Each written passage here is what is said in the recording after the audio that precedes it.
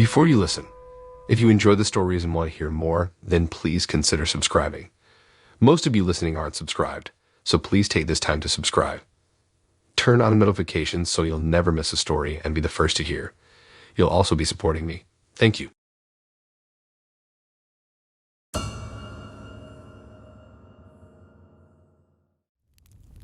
It was a Tuesday evening when I received the notification. A friend request on Facebook from someone named Emily Ridge. The small profile picture was pixelated, but something about that smile struck a chord of familiarity. Emily had been my best friend way back in elementary school. We met in first grade and became inseparable, spending countless days adventuring around the neighborhood on our bikes and nights giggling together at sleepovers. Emily moved away the summer before high school when her dad got a new job in a different town. We tried to stay in touch at first, but you know how it goes. With the distance and our separate new lives, we gradually lost contact over the years. The last I heard, Emily had gone off to college somewhere out west. That was almost 10 years ago now. Seeing her name pop up out of the blue brought back a rush of nostalgic memories from simpler times. I eagerly clicked the confirm button, excited to reconnect with my childhood friend after so long. Right away, a message from Emily appeared in my inbox. "Oh my gosh, so great to see you on here," it read. "We have so much catching up to do." Her enthusiasm and familiar tone felt just like the Emily I remembered. I started to feel unsettled, but tried brushing it off. Emily was an old friend after all, I reasoned, so it made sense she would remember little details about me. But then the messages started getting creepier. She'd ask probing questions about my dating life, like why I broke up with my ex-boyfriend, or if I was seeing anyone new. When I gave vague answers, she pressed for more specifics, even referencing places I had gone on dates recently. I never posted any of that online. Emily also seemed to know my schedule eerily well. She'd send me messages early in the morning when I was on my run, or in the evening right as I was getting home from work. She even referenced a doctor appointment I had, asking how it went, even though I never told her about it. The most disturbing moment was when Emily brought up my sister's recent miscarriage. It was a private family matter that I certainly had not shared publicly online. Yet somehow Emily knew all about it. The due date, the gender, even my sister's fertility struggles leading up to the pregnancy. She'd asked if I was going to send flowers or call to check in. I was so unsettled, I stopped responding for several days. But the messages kept coming, each one revealing she knew more and more private details about my life. Things only someone close to me would know. Details about growing up, past relationships, family issues, daily routines. Emily referenced it all in a casual way that became increasingly chilling. Who was this person, and how long had they been watching me so closely without me realizing? I racked my brain trying to figure out who could possibly have access to such personal information. Had I been hacked? Was Emily even a real person? I decided to dig a little deeper into Emily's profile. That's when I noticed something off. None of her posts or photos went back more than a month or two, and the pictures all seemed oddly cropped and non-specific. I asked a few mutual childhood friends if they had heard from her at all over the years. None had. A creeping unease sank into my gut as I realized the awful truth. This was not my Emily reaching out at all. I promptly reported the imposter account and blocked whoever was behind it. But I was rattled to my core. Who was this person lurking from the shadows? And how did they know so many intimate details about my life? Were they someone close, watching me in real life? The thought sent a chill down my spine. Over the following weeks, I became hyper-vigilant about my online security. I made all accounts private, tightened settings, and limited friend requests. But bizarre messages still filtered through from new profiles, my first pet's name, elementary school teachers, my grandma's recipes. It was clear this stranger somehow knew my life story better than even some family members did. Were they hacking my devices? Following me in real life? The paranoia was all-consuming. I changed my number, altered routines, installed security cameras around my home. But this faceless stalker continued invading my digital spaces, tainting every notification and post with unease. Eventually, the messages slowed, then stopped altogether. But the damage was done, my sense of privacy and safety forever marred. I realized then the stupidity in thinking our online lives are separate from reality. In truth, they are deeply intertwined, both vulnerable to those of malicious intent.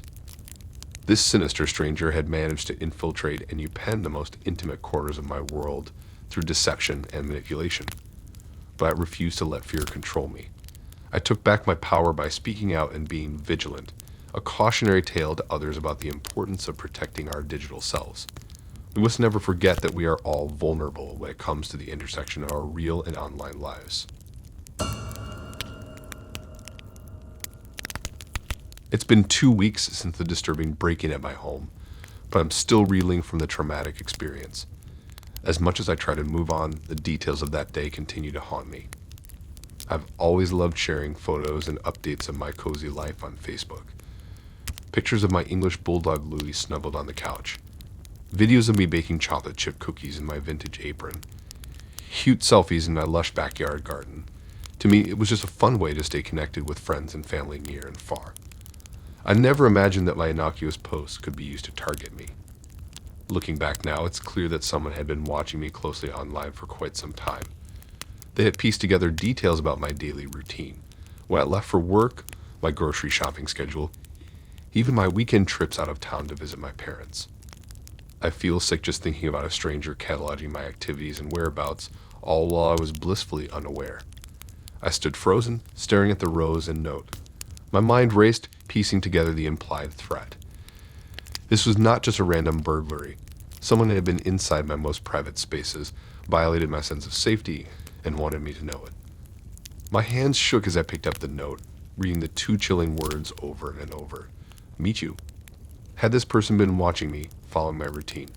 How long had they been planning this? I thought back to the countless social media posts I had made recently, check-ins at my favorite cafe down the street, photos of my living room as I curled up with a new book, excited updates about my weekend trip out of town. How carelessly I'd strewn details of my life across the internet. Slowly, I walked through each room, cataloging what had been disturbed. In my bedroom, drawers emptied down to the floor, my jewelry gone. My closet ransacked, clothes tossed in piles. In my office, files and papers scattered across my desk. And in the kitchen, cupboards left wide open, contents rummaged through. It was clear they had taken their time going through everything. This was not a quick grab-and-go robbery. They wanted me to feel exposed and unsafe in my own home. As I pictured some stranger creeping slowly through my rooms, my most private spaces, a chill ran down my spine. I sank under my couch, heart pounding. I realized I would never look at my home the same way again. My sense of safety and security here was shattered. I had learned the hard way just how much we reveal about ourselves online. Details that can be pieced together by dangerous individuals if we aren't careful. This was a harsh wake-up call about oversharing on social media, and the feeling of violation would linger for a long time. The sickening feeling sunk in that this was not a run-of-the-mill robbery. Someone had actually been inside my most private space, wandering room to room, touching my personal belongings, violating my sanctuary, leaving behind a chilling call-in card. I frantically called the police, but I knew it was already far too late. Whoever had been inside was long gone without a trace. The officers scored for fingerprints and DNA, but the perpetrator was clearly cunning. He left behind only what he intended. Disturbing psychological clues meant to unsettle me to my core. In the aftermath, I hardly recognized myself, constantly looking over my shoulder and jumping at the slightest unfamiliar sound. I toss and turn at night, plagued by vivid nightmares of faceless intruders.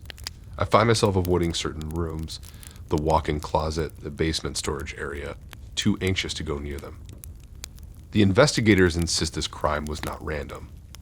Someone deliberately targeted me after monitoring my social media habits for an extended period of time. The violation I feel knowing that is almost worse than losing the jewelry itself. I can't help but agonize over all that this sinister person gleaned on my life through casual Facebook posts. What else did he discover from my online activity? My relationship status, my birthday, my parents' address. The thought of how much private information I freely shared makes me shudder. More troubling is the idea that he could be out there doing the same thing to other unsuspecting people, watching, waiting for the perfect opportunity to strike.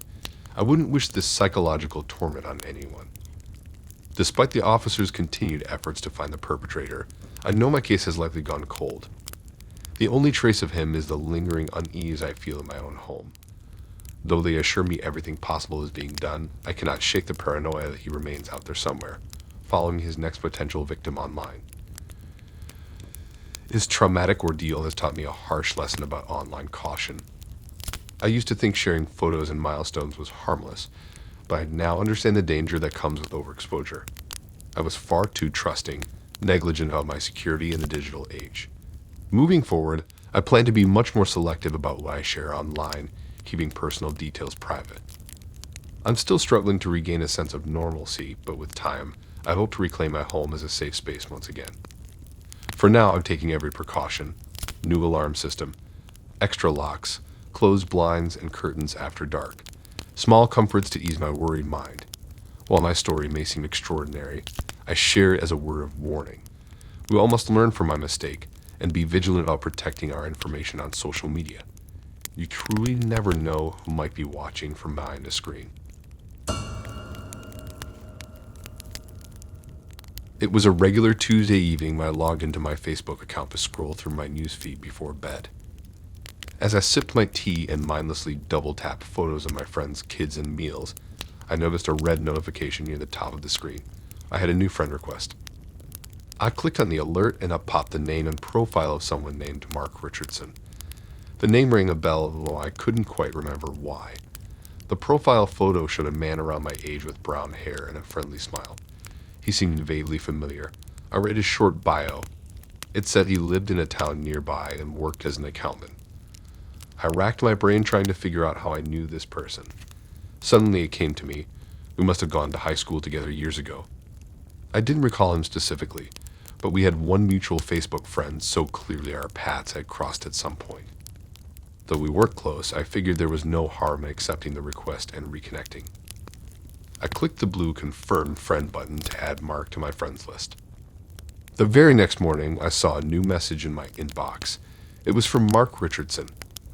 "Hey, I saw we get a mutual friend and thought I'd send you a friend request. It's been forever. How have you been?"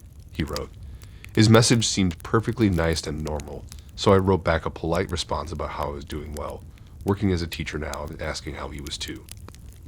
Mark responded right away, saying he was great and working as an accountant. Thus began our conversation. Over the next few weeks, Mark and I exchanged casual messages over Facebook. At first, it was just basic catch-up small talk, where we grew up, our jobs, what we studied in college. If I posted a life update or photo, Mark would always like it or leave an encouraging comment. Gradually, our conversations went deeper.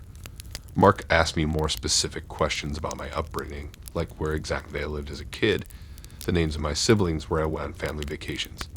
When I mentioned I was going through a rocky period with my boyfriend, Mark was very sympathetic, asking thoughtful questions about the relationship issues. Looking back now, I can see how he was carefully gathering more and more details about my life. But at the time, I thought nothing of it. It felt harmless, even comforting, to have someone to chat with. Mark just seemed like an old acquaintance genuinely interested in reconnecting. Then one day, Mark asked for my phone number. We should catch up properly over coffee sometime and meet up in person, he suggested. Could I get your digits? This made me pause. Meet up in real life? Give out my number. Something about it felt off. That's when I really started to reflect on our conversations. I realized with sudden unease that Mark knew an awful lot about me. Where I lived, places I frequented around town, names and ages of my nieces and nephews. The dots were all there. I just hadn't connected them before. This was not just a friendly childhood classmate. My mind started racing with unsettling possibilities about Mark's motives. Was he trying to steal my identity? Stalk me? Hack into my other accounts? I felt like an idiot for not realizing sooner that he had been meticulously gathering personal details about me under the guise of innocent conversation. Also, we could meticulously map out my life. But why? I knew I had to cut off contact immediately. I sent Mark a curt message saying I was too busy with work to keep chatting, then promptly unfriended and blocked him. My heart was pounding as I quickly logged off Facebook. How could I have been so stupid and trusting? I was angry at myself for not seeing the red flags earlier. Over the next few days, I was on high alert, watching for anything amiss. I ran extra antivirus scans on my computer. I placed fraud alerts on my credit cards and bank accounts so I'd be notified of any suspicious activity. I avoided posting on social media for a while, not wanting to share anything else about my day-to-day life. Thankfully, it seemed I had managed to end things with Mark before any tangible damage was done. But I couldn't shake that uneasy feeling in my gut when I imagined what he could have done with everything he knew about me. The thought of a stranger cataloging intricate details about my life for some unknown purpose made my skin crawl. Looking back now, I'm still astonished at how easily I was manipulated. Behind the friendly rapport and conversational tone, Mark had a precise agenda. With his subtle questions and expressions of concern for my problems, he got me to voluntarily hand over loads of personal information. And for what purpose? I still have no idea what he planned to use it for. My experience serves as a cautionary tale in online safety. You truly never know who is lurking behind that friend request or message. Not everyone online has good intentions, even if they seem warm and interested in reconnecting. As virtual communication replaces in-person interactions, it's critical to be careful about what details you reveal and who you reveal them to. One lapse in judgment, accepting a friend request from the wrong person, can put your privacy and security at serious risk if you overshare. My relationship with Mark may have only existed online, but the danger it posed felt very real. Moving forward, I will be much more vigilant about who I interact with and what I share on social media. I used to accept any friend requests from vaguely familiar names, but not anymore. I'll also refrain from revealing too much personal information, even to those I feel I know. It's just not worth jeopardizing my safety and identity. Though my experience left me rattled, I'm grateful I realized something was amiss before worse damage was done. Not everyone is so fortunate. I hope my cautionary tale helps others be more discerning when connecting with strangers online. You truly never know someone's real motives until it's too late. I learned that lesson the hard way. I still remember the excitement I felt when I joined Facebook for the first time. After holding off for years, thinking social media was just a fad, I finally caved to peer pressure. Everyone I knew seemed to be on Facebook, sharing photos, posting updates about their lives, and connecting with old friends and acquaintances. I had major FOMO seeing all the family gatherings, birthday parties, and girls' nights out that I was missing. I decided it was time to join in on the fun online. In the beginning, I just lurked. I spent hours scrolling through old friends' pages, getting caught up on their jobs, relationships, kids, travels, and more. It felt good to be in the know again. My finger hovered over the friend request button for many old classmates and coworkers, but I held back, too shy to reach out after so many years. Finally, I worked up the courage to post my first life update, a silly complaint about stubborn freezer burn on my attempt at homemade pizza. Just a minor musings from my day, barely scratching the surface of my life.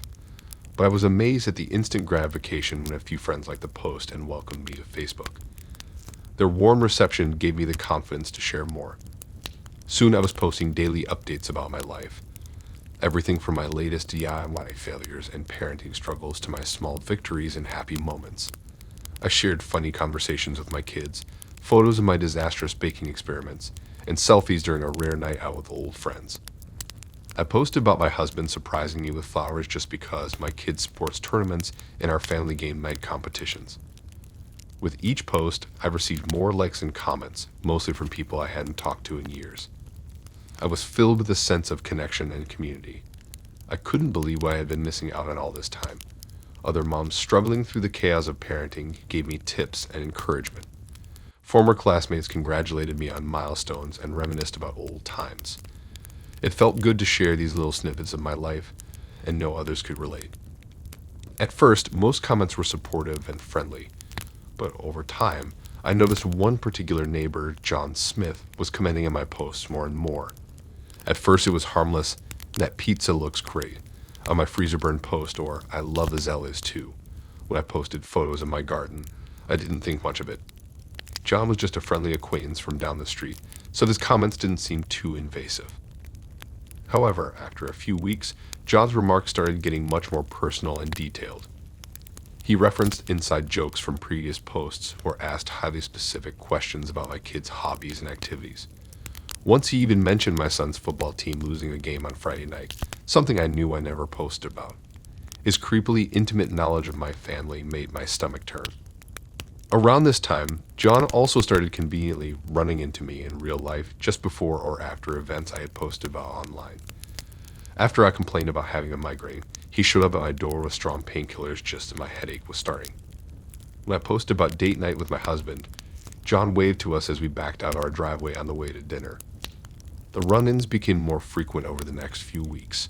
Once I offhandedly posted about a doctor's appointment and John just happened to pull into the parking space next to me as I arrived. Another time I posted about surprising my daughter with concert tickets, and he knocked on my door later that day asking if she was excited. It was clear John was tracking my real life just as closely as my online activity. I stopped posting details about my daily plans or activities entirely, yet somehow John continued to know things only my closest friends would know. He mentioned my son's upcoming birthday and the gift he wanted before I had told anyone. He asked about a disagreement with my sister that I knew I had never posted about. I became paranoid that John had bugged my home or devices to closely monitor even my most private conversations.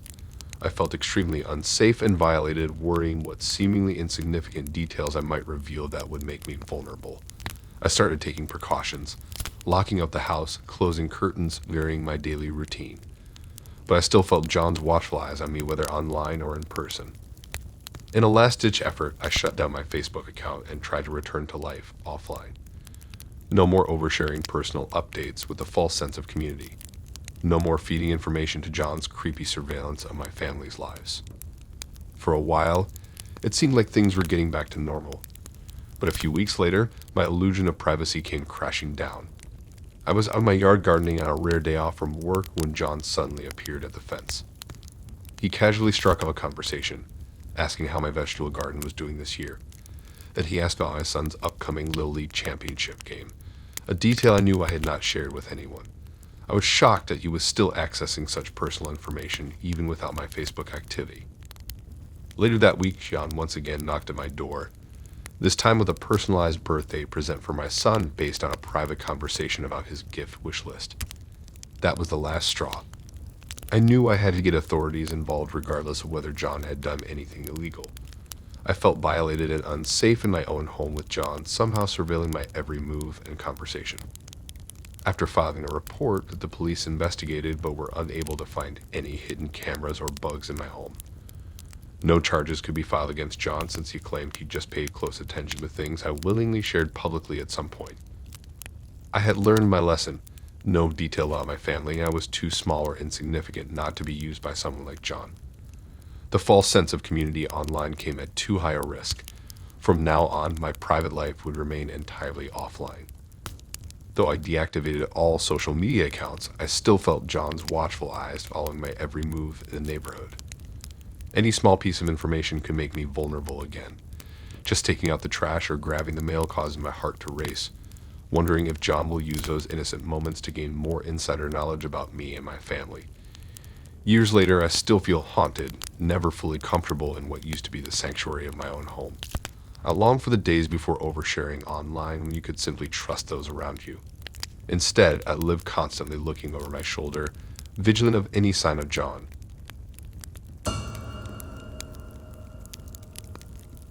When I first discovered the Facebook group Nature Photography Enthusiasts, I was thrilled to find a community that shared my passion for capturing the beauty of the outdoors. As an avid hiker and amateur photographer, I hoped it would be a place to geek out over gear, swap editing tips, and share my latest triumphant snapshots framed by majestic mountain peaks. Oh, how wrong I was. In the beginning, everything seemed idyllic.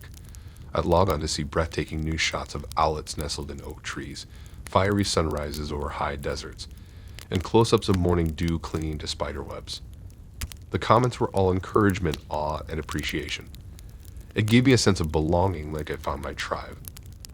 I started posting my favorite recent photos to the group, asking in the likes and positive feedback.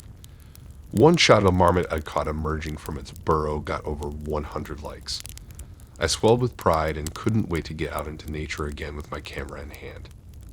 But over time, the tone of the group gradually changed. The brilliant sunrises and serene forests were slowly replaced by photos of barren trenches gouged into the earth, trees hacked halfway through, and traps set to snare small woodland creatures. Disturbing captions bragged about driving ATVs through protected marshlands and dismantling bird nests. My heart sank. When I politely expressed concern about the ethics and legality of some of this behavior, I was bombarded with vicious attacks. "Mind your own business, tree hugger," said one. "Who are you to judge how we enjoy nature?" Messaged another. A private chat asked for my address so they could teach me not to be such a little snitch. I reported each hostile message to Facebook, but nothing was done. The onslaught continued. Fearing for my safety, I avoided posting in the group for weeks, but I just couldn't stand to see those once majestic landscapes being destroyed without saying something. So I wrote a long, impassioned post pleading for the group to return to its roots of innocent appreciation and ethical behavior. Instead of angry comments, I received total radio silence. The threats, the photos of destruction, everything stopped. Relief washed over me. Maybe my post actually worked. But the next morning, I awoke to find my car tires slashed, my windshield smashed. On the cracked glass was a photo of me hiking last autumn. The words, "This is just the beginning," scrawled across it. The message was clear: get out or be prepared for much worse. I raced inside, locking the door behind me with trembling hands. Who were these people? How did they find me? As much as I wanted to report them, paranoia and dread held my tongue. With just a photo and an anonymous Facebook group, they tracked me down once already. I'd seen the lengths they would go to keep their illegal exploits secret, and now I was the only thing standing in their way. So I deactivated my Facebook profile without a word, too terrified to risk staying or trying to fight back. I knew the authorities might be able to help, but the image of my car kept flashing in my mind. These people meant business, and they weren't willing to let anyone, especially some random moon online, jeopardize their twisted fun. I hoped maybe that would be the end of my dealings with the group. But the next weekend, as I was hiking on my favorite trail, I heard the rev of ATV engines in the distance, saw plumes of dust rising above the trees. The sound sent a chill down my spine, reminding me those people were still up there, and they could come for me whenever they pleased. Now I barely leave my house except to go to work, constantly peering over my shoulder for unfamiliar faces. I pulled all my nature photos off social media and avoid posting any personal information online. I realized no matter how far I run or how anonymous I try to be, I'll never truly escape the gnawing dread that those vile people are lurking in the shadows, waiting for me to let my guard down. In hindsight, I was foolish to think an innocent photography group could never descend into depravity. I should have heeded the red flags instead of giving the benefit of the doubt. But now the damage is done, and I don't know if I'll ever feel safe in the gray outdoors again. Those people robbed me not just of my favorite hobby, but also of my passion for nature itself. The one thing that used to bring me so much joy has become a source of visceral fear. I keep hoping with time the paranoia will fade, that I'll once again find the courage to lace up my hiking boots and explore forests buzzing with life. But at the moment, even a stroll around the block fills me with anxiety. I never could have imagined a single Facebook group could upend my life so entirely. But that photo on my windshield shattered my sense of security forever, and those faceless people still hold the power to shatter so much more.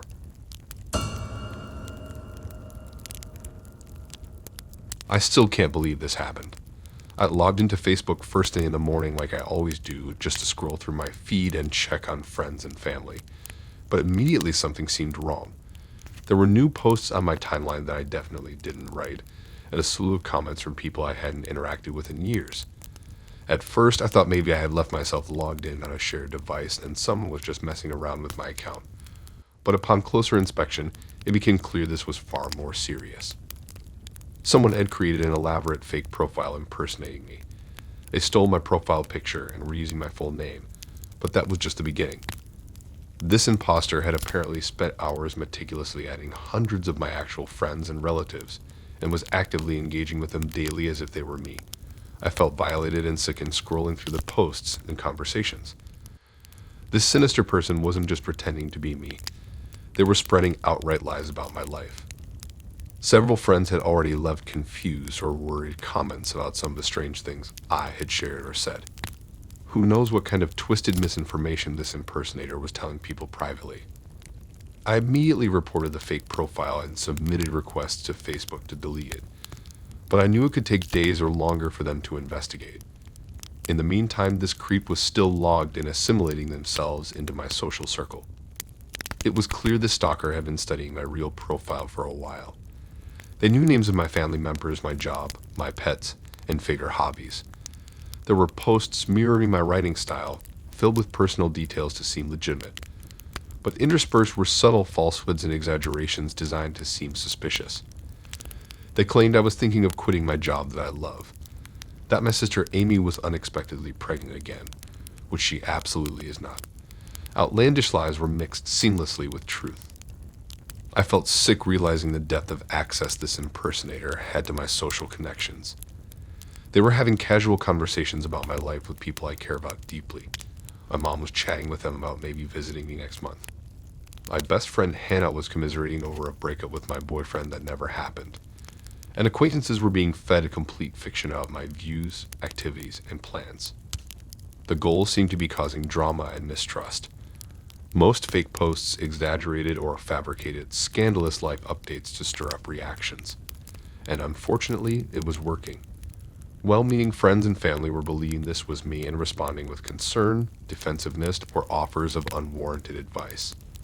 I felt betrayed, even though I knew they were innocently falling for manipulation. In a panic, I commented wherever I could that this was an imposter account. I desperately asked people to block it and stop engaging. But with over 500 friends, there was no way I could reach everyone fast enough. My stomach lurched each time I refreshed the page to more fake posts and conversations. I had never felt so powerless as I watched this identity thief puppeteer my online social life.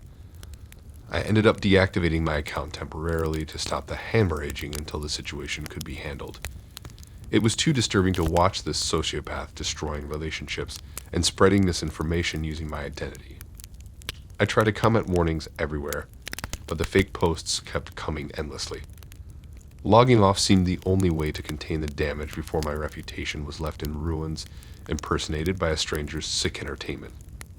I desperately hope Facebook permanently removes the fraudulent profile soon so I can begin repairing this breach of trust. I never believed something so violating could happen to me online. I tried to keep strict privacy settings, guarding my information. But in hindsight, the intimate personal details visible gave them everything needed to impersonate me convincingly. The chilling realization that a stranger can so seamlessly steal my identity and connections will haunt me. I worry the manipulative seeds of misinformation and doubt can't be undone even if the profile is deleted. Confused rumors can still spread. Trust has been shaken. I know my real friends will understand it wasn't me once the dust settles, but even one fabricated post questioning my integrity could erode faith. If befriending imposter me made someone feel betrayed, how can we rebuild that broken bridge? For now, I will stay off social media until the impersonator is removed and I can reassess my privacy settings. But determined stalkers can always fabricate new fake profiles. I may need to reconsider sharing personal details online altogether after this violation. I feel shaken to the core knowing a stranger can so easily exploit my identity and connections. I just want the really back and to know my friends and family will trust it's actually me. This unsettling experience has damaged my faith in the online world we inhabit, but a hopeful truth and trust will prevail once the impersonator's toxic manipulation is erased. My relationships were built on years of honesty and intimacy. No stranger hiding behind a screen can truly replicate that, no matter how convincing their facade may appear. What matters isn't what people see online, it's what we share in our hearts. And that's something an imposter can never steal. It started as just a blip on my social media radar, one of those random friend requests we all get from time to time. The name, a known guy at 1000, didn't ring any bells, but I figured it was probably some vague acquaintance or a friend of a friend. So I accepted without a second thought. Little did I realize that simple click would open the floodgates to a never-ending torrent of harassment that would rock me to my core.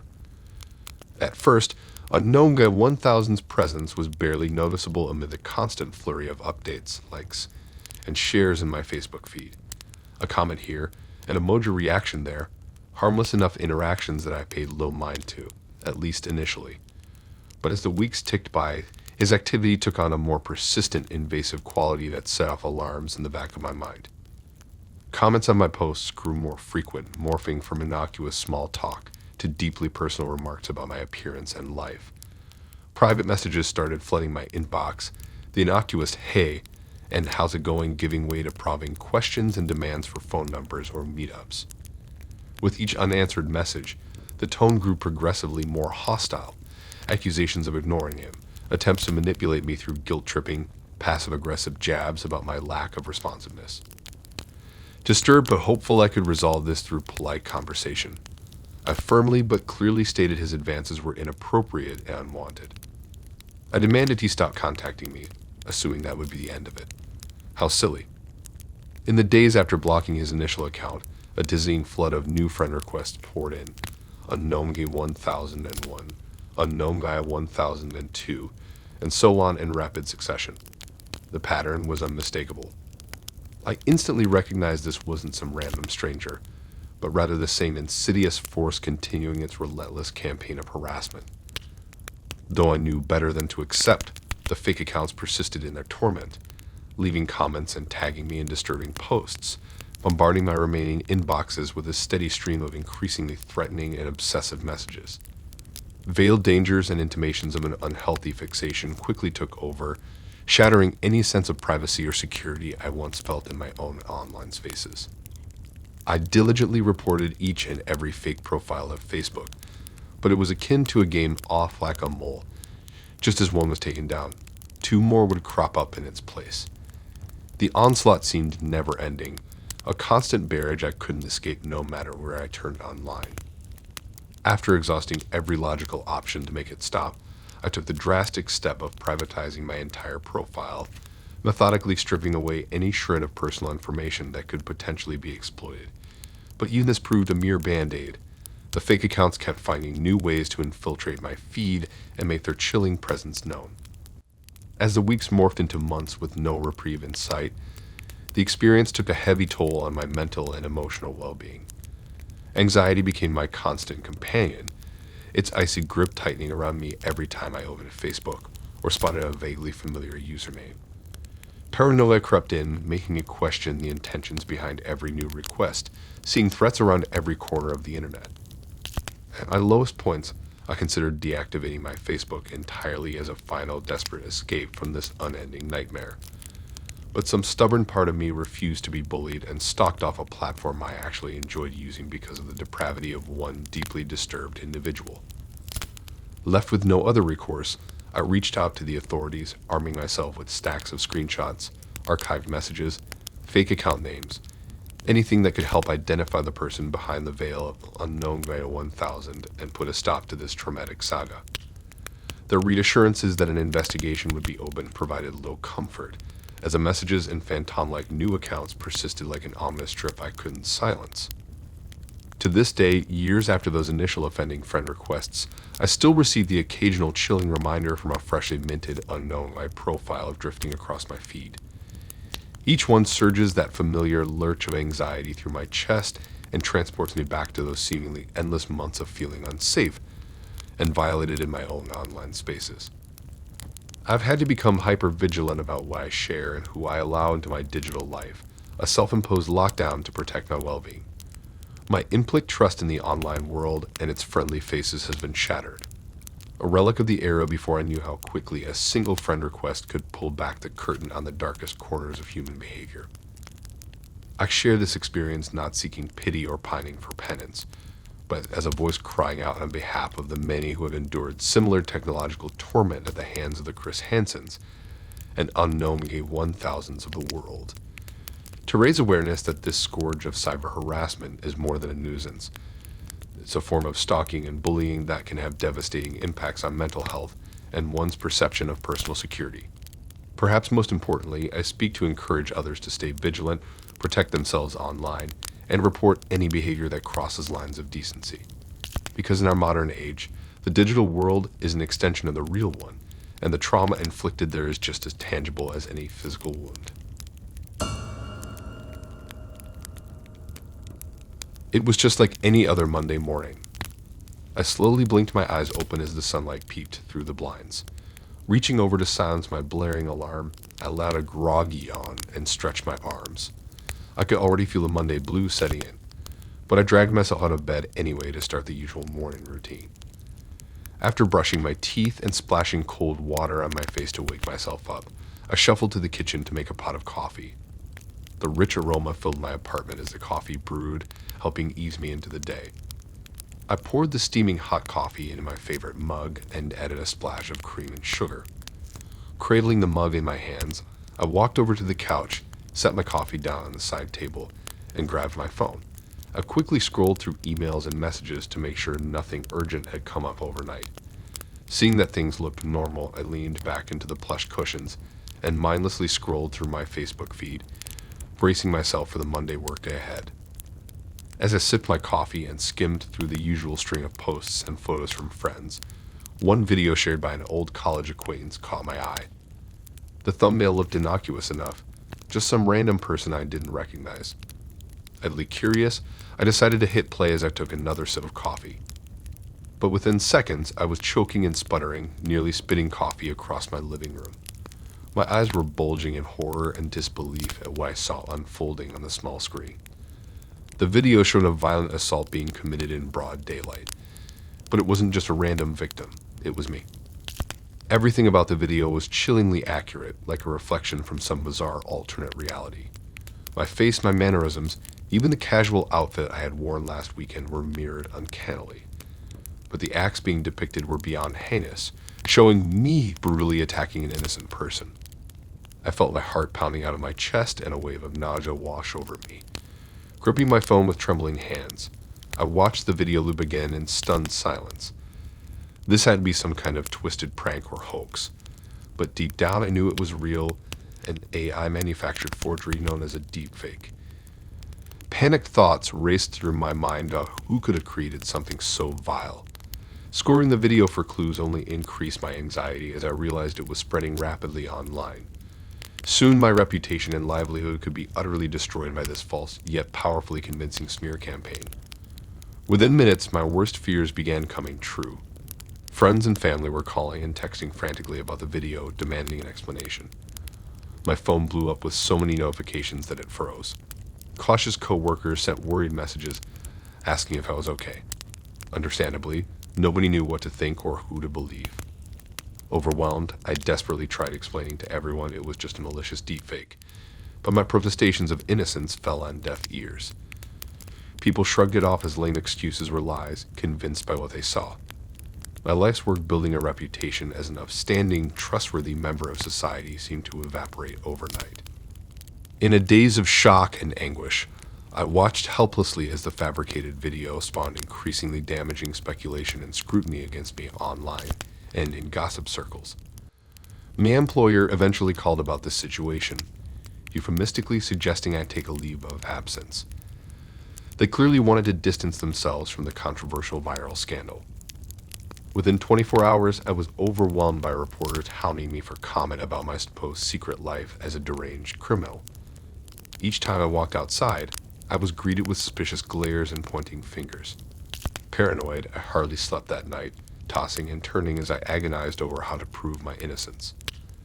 The next few weeks were a blur of legal meetings, public relations battles, and intense stress as I tried clearing my name. But the deepfake had gone viral globally at lightning speed. Salacious lies travel faster than the truth, and disproving a fake video required extensive digital analysis and concrete alibis, neither of which I had. Despite my lawyer's best efforts to stall and build a defense case, the authorities eventually came knocking at my door. The apparent video evidence justified arresting me as a suspect in the assault. No amount of pleading to the detectives about deepfake technology could prevent the handcuffs from clicking around my wrists. Sitting in a sterile interrogation room, I recounted my side of the story countless times, but the cops remained unconvinced. In their eyes, the incriminating video outweighed my words.